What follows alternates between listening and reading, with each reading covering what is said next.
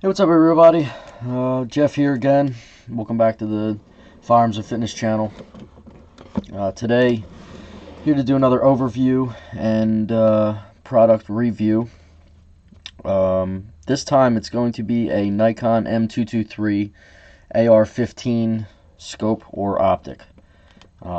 Very excited for this product. Bought one, put it on one of my ARs. Just to test it out. I heard some good things about it, read some product reviews online. Threw it on my dad's AR since he was doing his law enforcement qualifications and needed a scope. And he liked it so much that he actually bought me this one to replace it. So what I'm going to do for you, I'll do a little bit of an unboxing, give you some specifications, some key features, then I'll show you what it looks like on a gun, what comes in the box, etc. So here we go. So in the box, obviously, you get the scope. Okay, it comes with two flip-up covers for both the front and the back. Okay, they're actually pretty nice, pretty good quality.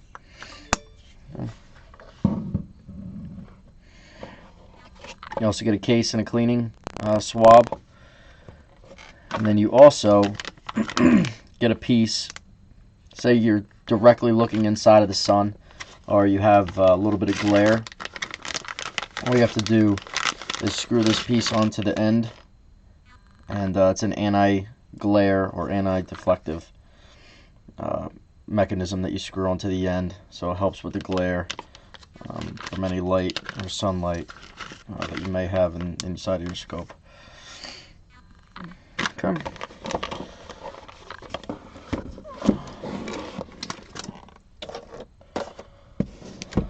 So for the scope itself, I'll give you a couple specifications, get a little technical for a minute. This scope specifically is a 4-16 by 42 millimeter. The exit pupil is 2.6 to 10.5 millimeters. The field of view at 100 yards is 6.3 to 25.2 feet. It's a 1-inch tube. It takes your standard 1-inch rings, and I'll show you in a little bit the rings that I would suggest that you can go along with this exact scope right here.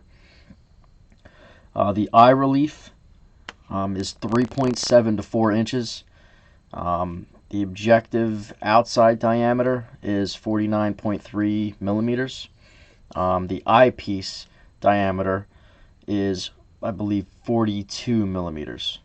The overall weight is 9 ounces, so it's just above 1 pound. It's not the lightest scope in the world, however, it's not overly heavy. For the amount of magnification and features that you get on it, I think it's completely okay for it to be a little bit over a pound. The overall length is 13.5 inches, just over a foot. The max internal adjustment is 40 minutes of angle. The parallax setting that you'll find right here on this dial right here is 50 yards all the way out into infinity. You have a side focus, and it is waterproof and fog proof. Light transmission, I believe, is up to 90 or 95%, which is excellent. Pulls in light perfectly. This is a matte finish. It's not a gloss finish, and its use, pretty much you can use it for everything, anywhere from mid-range, long-range, center fire, and like I said, it is for an AR rifle. The reticle, I don't know if we'll be able to actually get in there or not. A little bit. Right in there. It's a Nikoplex reticle. So you'll see that it's not a typical BDC as Nikon usually puts out. So it has the bullet drop compensation dots underneath of it. This does not do that. The reticle for this one is called the Nikoplex. which, you know, it's going to be a little bit more expensive for the Nikoplex than it is the BDC. This scope typically runs around $450 to $500. And the reason that is if you have the BDC reticle with the bullet drop compensation, you can download the online app. And what you have to do is either have your phone out, or you write everything down specific to your scope, bullet, and if you're reloading, you know, powder and different such like that. So every dot at a specific magnification is a specific distance in order to calculate the bullet drop compensation. So, you know, say for this one, the top dot would possibly be, you know, if sighted in at 100 yards, it could be 150 to 200 yards. It doesn't always, you know, work out to where each dot is 100, 200, 300, 400, 500. So this reticle itself is only a single crosshair. However, you'll find this piece at the top right here. All you have to do is pull this up after it's sighted in at 100 yards. You pull this up and it unlocks the turret. Okay, you push that back down at 100 when it's sighted in, and it locks it into place. Okay, and then from then on, all you have to do, let me see if I can get in here, is see there's the 100-yard marker, and as you twist it, now it's at 200 yards, and you can go all the way out to 600 yards, and it's that simple. And like I said before, it does have a parallax from 50 yards out to infinity. So all you have to do is pop that turret out right here, twist it to whatever yardage you're shooting at. It's pretty much an autofocus. And then you also have your windage turret on the side as well. It's an excellent scope. I've been shooting it on my dad's AR for a few weeks now, sighted in 100 yards, and pretty much it's close to about maybe a half an inch groupings at 100 yards. The furthest we have in New Jersey for my gun club is a 330 yard range. So I have shot it at 300 yards, and I'm fairly close to about maybe 1.5 inch to 2 inch groupings when I am on. Right now it's, you know, it's cold outside, winter and the weather and whatnot, so it's not really, you know, prime time for shooting and testing out a scope and a rifle. But, you know, for the weather that we've had, it's dead on.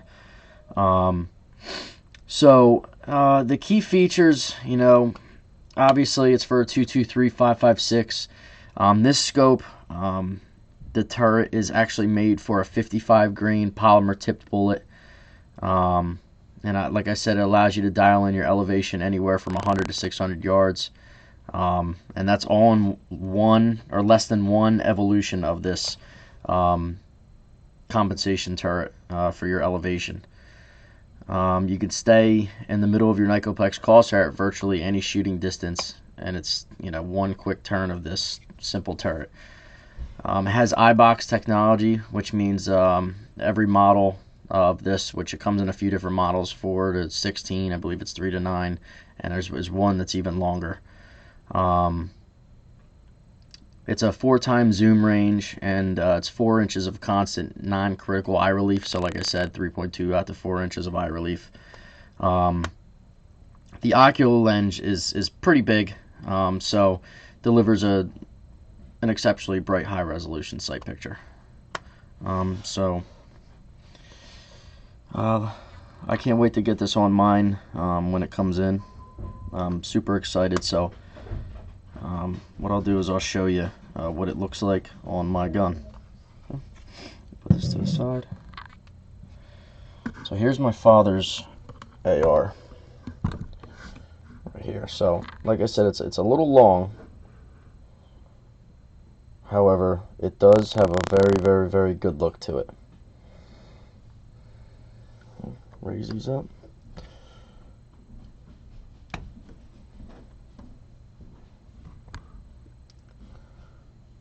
But that's the look of it. I think it looks pretty sick, to be honest with you.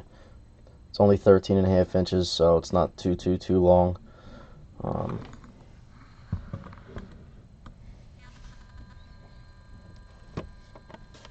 Now, what I'd like to do is